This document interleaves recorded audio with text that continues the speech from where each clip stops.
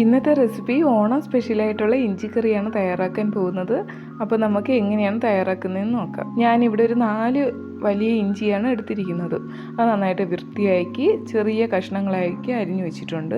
ഇനി നമുക്കിത് ഫ്രൈ ചെയ്തെടുക്കാം. ഫ്രൈ ചെയ്യാൻ വേണ്ടിയിട്ട് ഒരു ചീനിച്ചട്ടിയിലേക്ക് ആവശ്യത്തിന് വെളിച്ചെണ്ണ ഒഴിച്ചു കൊടുക്കുക. ഇപ്പോൾ ഇവിടെ എണ്ണയൊക്കെ നന്നായിട്ട് ചൂടായി വന്നിട്ടുണ്ട്. നമുക്കിനി അതിലേക്ക് അരിഞ്ഞു വെച്ചിരിക്കുന്ന ഇഞ്ചി ചേർത്ത് കൊടുക്കാം. നന്നായിട്ട് മിക്സ് ചെയ്ത് കൊടുക്കുക. നല്ല ഗോൾഡൻ ബ്രൗൺ കളർ ആവുന്നത് വരെ നന്നായിട്ട് ഇഞ്ചി ഫ്രൈ ചെയ്ത് നമുക്കെടുക്കാം. ഇപ്പോൾ ഇവിടെ ഇഞ്ചി ഏകദേശം പകുതിയോളം പാകമായി വന്നിട്ടുണ്ട്. ഇതേപോലെ വേണം ആയി വരാൻ വേണ്ടിയിട്ടുള്ളത്. പ്രത്യേകം ശ്രദ്ധിക്കണം, ഒരുപാട് തീ കൂട്ടി വെക്കരുത്, പെട്ടെന്ന് ഇനി കരിഞ്ഞു പോകും. അപ്പോൾ നമുക്ക് ഈ പരുവം എത്തുന്നത് വരെ നന്നായിട്ടൊന്ന് ഫ്രൈ ചെയ്തെടുക്കണം. ഇനി നമുക്കിതൊന്ന് പൊടിച്ചെടുക്കാം. അതിന് വേണ്ടിയിട്ട് ഒരു ജാറിലേക്ക് ഫ്രൈ ചെയ്ത് വെച്ചിരിക്കുന്ന ഇഞ്ചി ചേർത്ത് കൊടുക്കാം. ഇനി അതിലേക്ക് 3 ടീസ്പൂൺ മല്ലിപ്പൊടി, അതേ അളവിൽ തന്നെ 3 ടീസ്പൂൺ മുളക് പൊടി,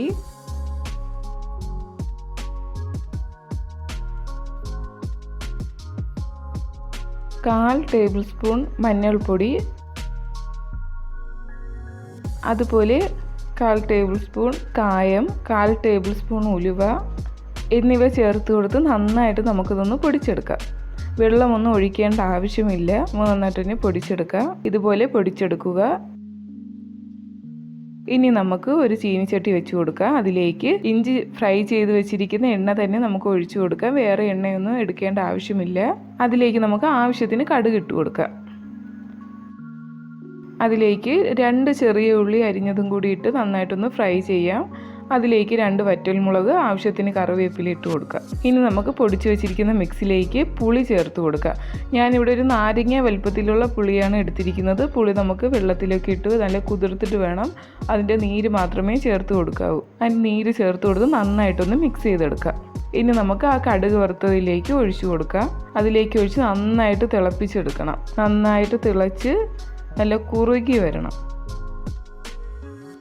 ആ സമയത്ത് നമുക്കിതിലേക്ക് ആവശ്യത്തിന് ഉപ്പ് ഇട്ട് കൊടുത്ത് കൂടെ തന്നെ മധുരത്തിന് വേണ്ടിയിട്ട് 2 ചെറിയ കഷ്ണം ശർക്കരയും കൂടി ചേർത്ത് കൊടുക്കുക. നന്നായിട്ടൊന്ന് മിക്സ് ചെയ്ത് കൊടുക്കാം.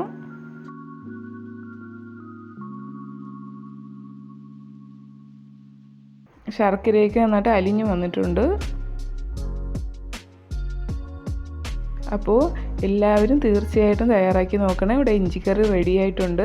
എല്ലാവർക്കും ഇഷ്ടമായി എന്ന് വിചാരിക്കുന്നു. ഇഷ്ടമായെങ്കിൽ ഷെയർ ചെയ്യുക, ലൈക്ക് ചെയ്യുക, കമൻറ്റ് ചെയ്യുക. താങ്ക്